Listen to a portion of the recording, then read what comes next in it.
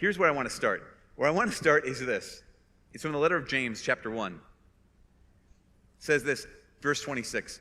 If anyone thinks they're religious, but does not bridle their tongue and deceives his heart, his religion is vain. If anyone thinks they're religious and does not bridle his tongue, but deceives his heart, his religion is vain. And I bring that up because of this, because our words are really important. And yet sometimes we think, well, no, I mean, here's the thing. We're going to be talking about people who experience same-sex attraction. And sometimes we can categorize that into like, well, those people who experience same-sex. Here we are at a Catholic conference, but there's those people who experience same-sex attraction. Let's talk about those people who experience same-sex attraction. And our conversation becomes like, well, there's us here, and then there's them out there.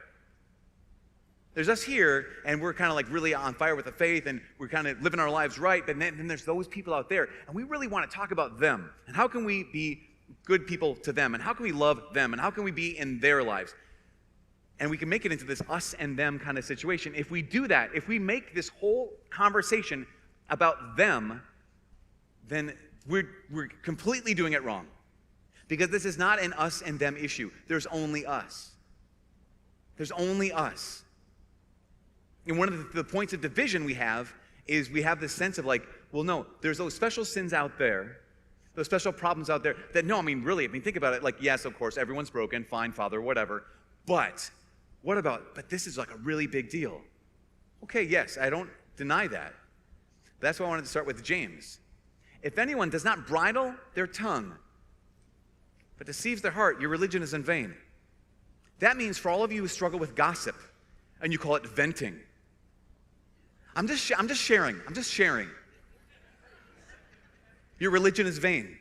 Your faith is worthless.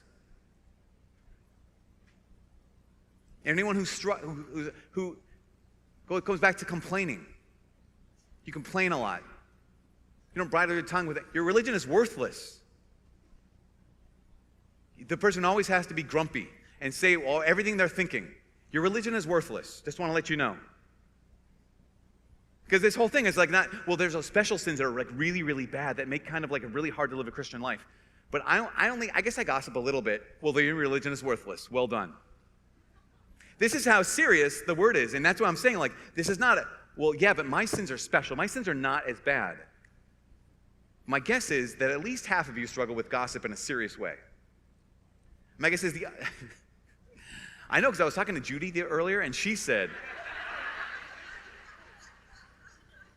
but the other part is that other half of the struggles with complaining.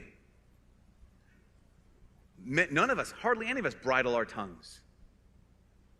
We say whatever we want to say. Say whatever we're feeling. We say our opinions without even stopping to ask if those opinions are true. We even say, I'm going to tell the truth. I don't care. You just need to hear it. You just need to hear it. No, bridle your tongue. You know what that means? It means like a horse and bridle. You got to put the bridle on there and like give it some direction. I just need to say the truth. You know what? I just need to tell them. I just need to tell them. Here's the thing. I'm going to go up. I'm going to meet with them, and I'm just going to tell them. I'm just going to tell them where they're wrong. Religion is vain. And this is one of the things. This is one of the major reasons why it's not us and them. We are all in the same boat. Because every single one of us has some kind of besetting thing in our lives. And I remember reading this, but also it was my personal experience. This one young man, he said, Father Mike, I want to talk with you about this big thing. And so we did, and he said, well, I'm gay. And I said, okay. My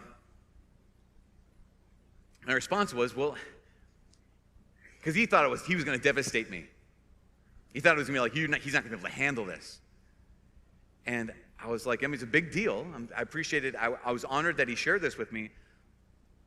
But he thought that it would devastate me. My main thing was, like, well, dude, if it wasn't this, it'd be something else.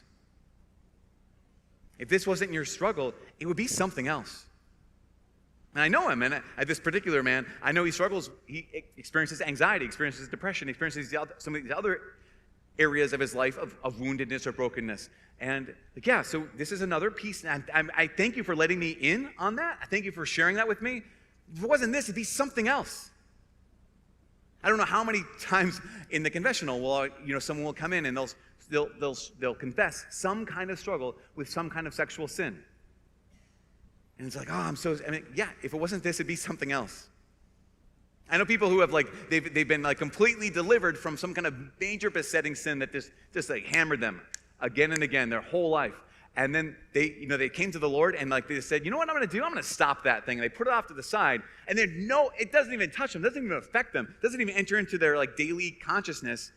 But now they struggle with pride, because you can't just put it off to the side and just stop doing the thing you're doing. What's wrong with you? Okay, so now your new besetting sin is worse than the first one, so well done. I'm really proud of you. Because here's the thing. Let's come down to the main thing is this. We're not going to, as I'm going to be discussing, it is not about them. It can never be. And if it ever is about them, then we're making the wrong words, and I need to bridle my mouth. Because this conversation is all about us. And for far, far, far too long, I think even this morning's conversation was a little bit almost, I felt so badly at the end, because I was we've been talking so much about them and those people who want to advance this position and those people experience, and that's just the wrong way to do it. I think it's the wrong way to do it. I appreciated the conversation this morning, but to me, it just almost, I felt like I did it the wrong way. Because it's never about us, it's never about them, it's about us.